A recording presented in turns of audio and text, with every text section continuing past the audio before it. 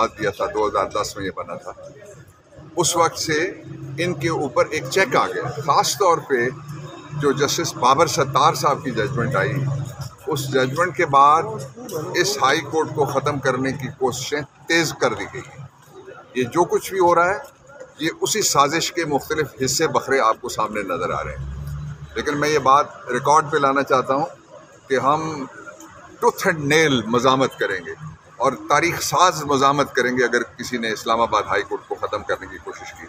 इस्लामाबाद की बार, सारी बारें और पूरे पाकिस्तान के वकला इस हाई कोर्ट का तहफ़्फ़ुज़ करेंगे और जजेस हमारे हीरो हैं, हम उनका भी तहफ़्फ़ुज़ करेंगे।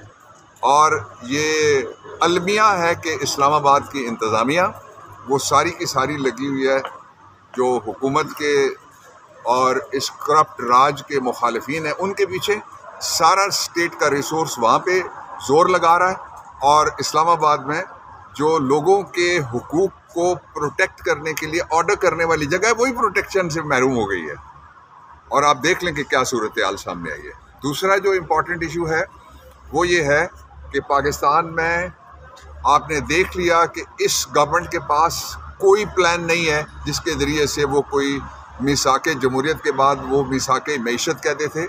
और उस मिसाके मैशत का सबसे बड़ा सबूत ये है कि एक ऐसे महकमे की मीटिंग में चौथी बार वज़ीर-ए-आज़म बनने का ख्वाहिशमंद बैठा है, जिस महकमे की मीटिंग में अप्रूवल दी गई है सोटू से कि जो 350 बिलियन रुपए का हमारा वॉल्टन एयरपोर्ट है लाहौर का, उसको 50 बिलियन में बेचा जाए। आप देखेंगे पीछे जिस तरह से पहले भी इन्होंने जो कुछ ख़रीदा, बैंक थे वो भी ये खुद ख़रीदते हैं आगे फ्रंट में कंपनी रख के, तो वो ख़रीदने की कोशिश कर रहा है। यानी वो इस कदर लुढ़क गया, गिर गया का लफ्ज़ में नहीं इस्तेमाल कर रहा, गैर पार्लिमानी हो जाएगा, लुढ़क गया, इस कदर खाई में गिर गया है कि वो एक महकमे की मीटिंग में जाके बैठता है। और उसकी वजह वो जो 350 बिलियन US डॉलर का है, वो जो प्राइवेट एयरक्राफ्ट ओनर्स एसोसिएशन है, हम उसके मुतालबे की हिमायत करते हैं कि ये कोड़ियों के भाव इस मोल पे नहीं बेचना चाहिए जो वॉल्टन एयरपोर्ट है। तीसरी इम्पॉर्टेंट बात वो ये है कि मुझे उम्मीद है कि जल्द सुप्रीम कोर्ट ऑफ पाकिस्तान में फुल बेंच बनेगा।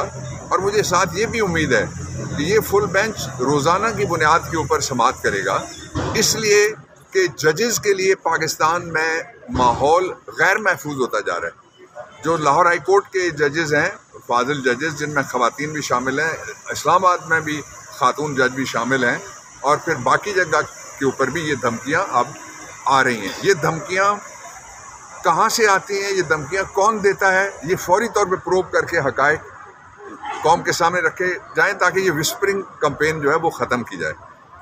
और आखिरी बात यह है कि पाकिस्तान में दुनिया की तारीख़ का सबसे बड़ा और बदतरीन क्रैकडाउन सोशल मीडिया के ऊपर आया हुआ है।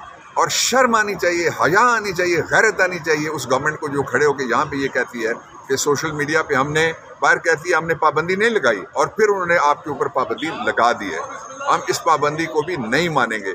इस सारी सूरत हाल में से निकलने का सिर्फ एक रास्ता बचा है। ये तो आपने देख लिया, ये गवर्नमेंट रिस्टोर नहीं कर सकती इकॉनमी, ये एतमाद बहाल नहीं कर सकती, इसलिए कि 336-40 की असेंबली में 17 सीटें, कोई कहता है 25 सीटें, आप 26 लगा लें, 26 सीटों वाले बैठे हुए हैं जब हुक्मरानी के लिए, जहां 171 सीटों की ज़रूरत होती है, तो ये यही हाल होना है। इसलिए फौरी तौर पे नए इंतखाबात का ऐलान किया जाए। नए इंतखाबात नई उम्मीद लेके आएंगे, नए इंतखाबात इमरान खान को लेके आएंगे, और नए इंतखाबात पाकिस्तान के लिए एक तहफ़्फ़ुज़ का माहौल लेके आएंगे। वरना ये जो इलाकाई जंग है, इसमें लोग धक्का दे रहे हैं आहिस्ता आहिस्ता।